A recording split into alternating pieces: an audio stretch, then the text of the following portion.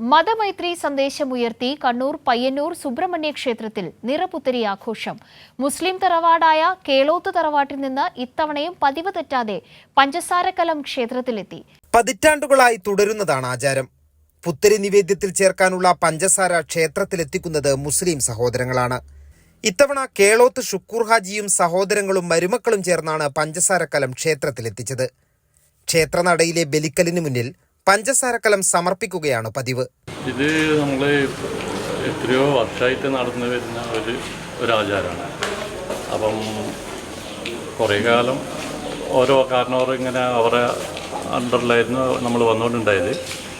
ഇപ്പം മൂപ്പറാണ് ഇതിൻ്റെ കാരണവർ ഷുക്കൂർ. അപ്പം അത് എല്ലാ വർഷവും പുത്തരി സാധാരണ കുറച്ച് കൊല്ലമായിട്ട് ഓണത്തിനാണ് ഉണ്ടാവാറ്. ഇപ്രാവശ്യം അതിൽ നിന്ന് ഇവരുടെ നാള് കുറിക്കലിൻ്റെ ഇത് കൊണ്ടുവന്നറിയില്ല മാറി. അതുകൂടാതെ ഇപ്രാവശ്യം നമ്മളെ തറവാട്ടിൽ നിന്ന് കേളോത്ത് കാപ്പാട്ട് കഴുകും പെരിങ്കളിയാട്ടത്തിനും നമ്മളെ കുടുംബത്തിൽ നിന്നാണ് പഞ്ചസാര സമർപ്പിച്ചിരുന്നത്. അപ്പോൾ ഇപ്രാവശ്യം അതുകൊണ്ട് ഡബിൾ എന്താ പറയേണ്ടത് 2 പഞ്ചസാരക്കല്ല സമർപ്പണം നടന്നു. അതിൽ അതിയായ സന്തോഷമുണ്ട്. ആചാരപരമായ ഉപഹാരങ്ങളും നൽകിയാണ് ക്ഷേത്ര ഭാരവാഹികൾ കേളോത്ത് കുടുംബാംഗങ്ങളെ യാത്രയാക്കിയത്.